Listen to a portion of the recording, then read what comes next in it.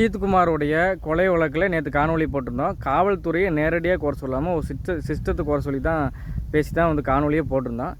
அதுக்கு நம்மளுக்கே சவால். இப்போ பேசுகிறேன் பாரு, காக்கி சட்டை போட்டு பெல்ட்டு போட்டு பேட்ச் போட்டு நீ என்ன பெரிய புடிங்க பெரிய பருப்பா உன் மனசில் என்ன தான் நினச்சிட்டுருக்குற? அதாவது இத்தனை பேர் பேசுகிற அப்படின்னா எங்களோட வழியை புரிஞ்சு இனிமேலாவது ஒன்று கேட்பார் இல்லாத மக்கள்கிட்ட கொஞ்சமாவது அந்த இருக்கவன்கிட்ட கொடுக்குற ஒரு பெரிய ஆள்கிட்ட கொடுக்குற மரியாதையை ஒரு 5% 10% கூட்டி மனிதாபிப்பியாக நடந்துக்க அப்படின்னு பேசுகிறது. ஆனால் நீங்கள் அதை அட்வான்டேஜாக எடுத்துக்கிட்டு அதை வச்சு மிரட்ட தான் பார்க்குறீங்க. எக்ஸாம்பிள் நானே அடிபட்டுருக்கிறேன். கடை வச்சுக்கிறப்போ சாத்தான் குளத்தில் பென்னிக்ஸ் ஜெயராஜ் கொலை வழக்கில் அதை வச்சு மிரட்டுவான். சாத்தான் குளத்து மாதிரி நடந்துக்கிற ஒர்க்குமா எங்கள் பேச்சு காட்டு நடந்தேன்னு மிரட்டுவான்.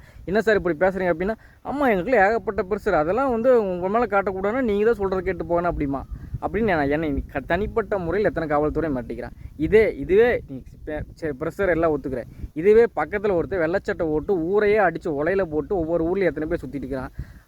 பல பல பல பல பேர்த்து போட்டு அடிச்சுக்கிட்டு கட்ட பஞ்சாயத்து பண்ணிட்டு திமிரு பண்ணிட்டு எத்தனை பேர் சுற்றிடுவேன்.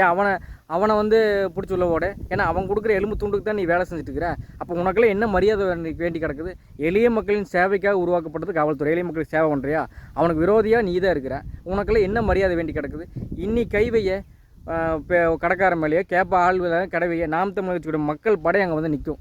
இன்னி அதே மாதிரி அவள் லாக்அப் டெத்து பண்ணிவிட்டு உசுரோடையோ அல்லது காக்கி சட்டை போட்டு மறுபடி நீ வந்துடுவியா? பார்த்துடலாமா?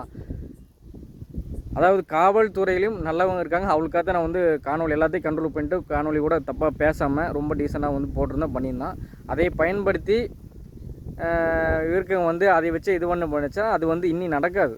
இனி நாம் தமிழ் கட்சிக்கு நேற்று சாட்டை தூரமாக நான் சொன்ன மாதிரி பேசுன மாதிரி நிற்கிதாங்க ஏதோ தேவடியாக முடியும் எனத்தையே காட்டினாங்க தானே அஜித்குமார் அடிச்சு கொண்டுருக்குற. உண்மையால சாட்டை தூரமும் அண்ணன் இடுமாவனும் கார்த்தியும் பேசுகிற பாதி வன்மை பாதி கோவம் எனக்கு குறைஞ்சிச்சு. உண்மையால வெற்றிமாறன் படத்தை ஒன்றுனே பார்க்குறப்போ நமக்கு வெளியே படத்தை பார்த்து முடித்தோன்னே அவ்வளோ ஒரு எனத்தையோ விட்ட மாதிரி இருக்கும். எனத்தையோ ஒரு இது ஒன்று அவ்வளோ தோல் உரிச்சு பண்ணி காவல்துறை இது பண்ணுறது அவ்வளோ தோல் உரிச்சிருப்பார். இவங்களாம் இருக்குங்காடி தான் நம்ம டீசெண்டாக இருக்கிறேன். இல்லை நானே ஒரு தீவிரவாதம் பண்ணி தனிப்பட்ட முறையில் காவல்துறையினால் அவ்வளவு கஷ்டப்பட்டவன் நான் தனிப்பட்ட வாழ்க்கையிலேயே